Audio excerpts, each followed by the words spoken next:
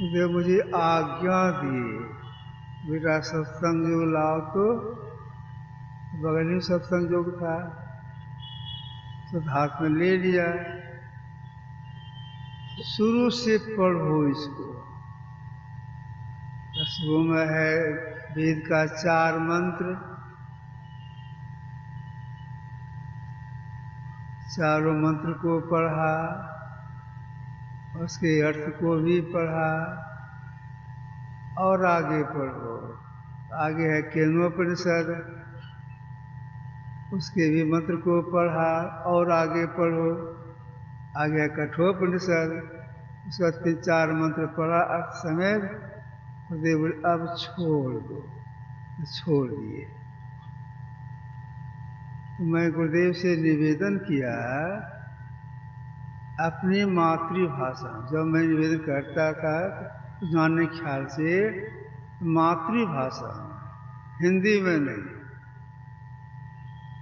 मैं हाथ जोड़ते कहा, हजूर ये पढ़ लिए केनोपनिषद में, ये चेद वेदी दत्त सत्यमस्ति न चेद्या वेदिन महति विनिष्ठि भूतेषु भूतेषु धीरा प्रेत्यास मालोकमिता भवन्ति। और अर्थ में से हजूर, इस जन्म कर ब्रह्म को जान लिया तब तो ठीक है, और नहीं जाना तो बड़ी हानि है। हजूर को मतलब की भेले, इस को जान लिया तो ठीक है, नहीं जाना तो बड़ी हानि है। गुरुदेव बोले सुनो,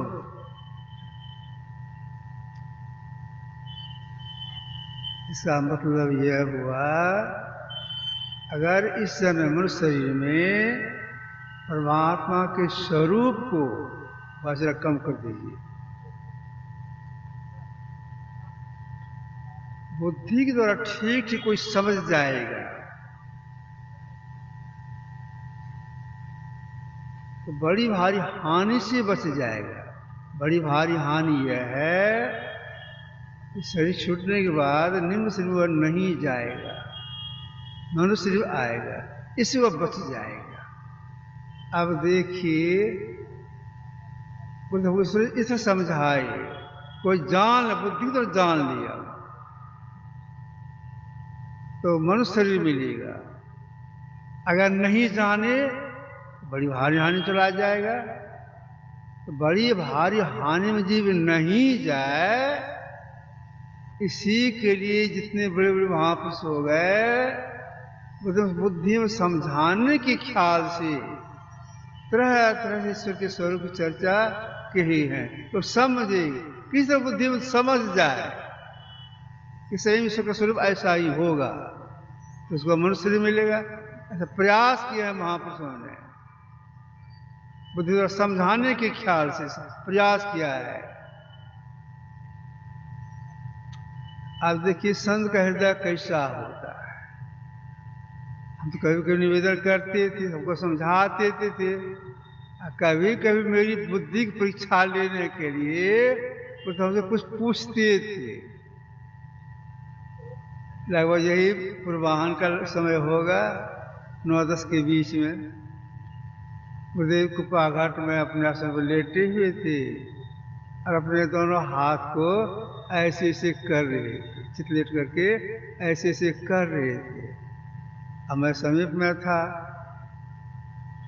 तो गला झुकाती मेरी देखती हुई बोलती हैं कि रे भगीरथ, उनका जी हजूर, तुम हमसे बार बार पूछते रहते हो, आज हम तुमसे पूछते हैं, बोलो सा क्या माने हुआ। हम हाथ जोड़ते हुए बोले, हजूर कहल जाए कि कहल जाए छे, बोलो गुरु ही घर है, इसका क्या माने होगा। कह करके चुप हो गए। अब मेरी प्रतीक्षा में क्या उत्तर देता है। चुपचाप लेटे हुए हैं और हाथ को इसे कर रहे हैं। हम उनके समय पर खड़े होकर सोचने लग गए, गुरु ही घर है, इसका क्या उत्तर होगा। गुरु ही घर है, इसका क्या उत्तर होगा। सोच रहे हैं। अब गुरुदेव देव प्रतीक्षा में आ गया, क्या उत्तर देता है। हमको लगता है लगभग 7-8 मिनट हो गया, हमारी बुद्धि काम नहीं की, इससे क्या उत्तर हो, क्या माने होगा।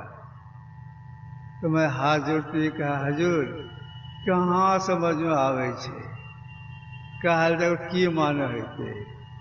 अरे गुरु मन परमात्मा, परमात्मा ही सबके घर है। कितनी सरलता समझा दी, परमात्मा ही सबके घर है, मतलब परमात्मा के अंदर सारी सृष्टि है।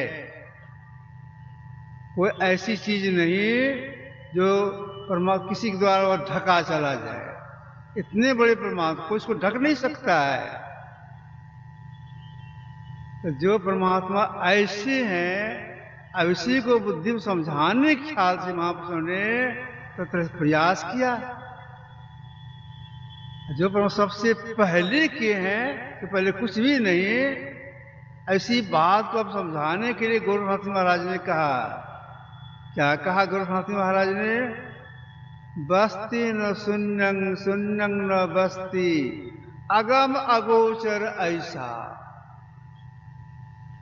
जो सबसे पहले के हैं, जिसके अंदर सारी सृष्टि है, उनको न बस्ती कह सकते हैं न शून्य कह सकते हैं। क्या है मान का विषय नहीं है। जस कथिए तस हो तो नहीं, वाणी द्वारा कोई कह नहीं सकते हैं।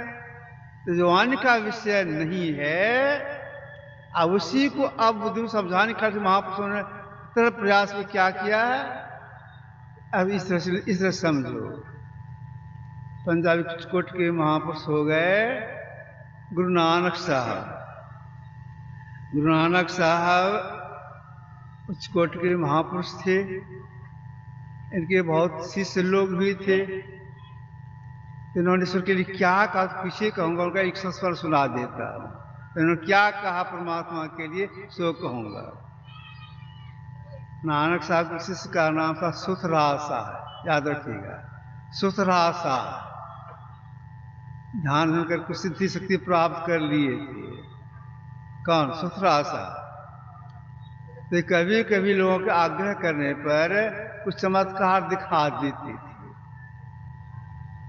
संसार हर तरह के लोग होते हैं। जाके शिकायत कर दिया नानक साहब से, आगे शिष्य सुथरासा कोई चमत्कार दिखाते हैं। अच्छा आएगा तो समझा देंगे। सुथरासा आए, नानक साहब को प्रणाम किए। नानक साहब कहते हैं, सुथरा सुनते तो चमत्कार दिखाता है, मत दिखाओ, दिखाने से कुछ दिन में शक्ति घट जाएगी, मत दिखाओ। कुछ नहीं बोले, प्रणाम किए और चले गए सुथरासा। लोग आग्रह करने पर फिर चमत्कार दिखा दिए, फिर शिकायत चली गई, फिर दिखाए चमत्कार दिखाए। अच्छा आएगा फिर समझाएंगे। सुथरा साहब बार बार जाते आते रहते थे। सुथरा साहब गए, सुन तो फिर चमत्कार दिखाया है, मत दिखाओ। कुछ नहीं बोले, चलिए गए प्रणाम करके। फिर जब चमत्कार दिखा दिए। लोग हमको अच्छा कहे, सिद्ध महात्मा है, इस बड़ाई के ख्याल से दिखा दिए। फिर शिकायत आ गई नानक साहब के पास है। जब सुथरासा आए, कहा देखो बार बार मना करता हूं तुमको, चमत्कार मत दिखाओ, तुमको मानते नहीं हो। अब आज अभी जाओ, फिर मेरे पास मत आना। अगर मेरे पास आओगे तो कड़ी सजा दी जाएगी। भागो यहां से, मेरी बात नहीं मानता है। प्रणाम किए चलिए गए।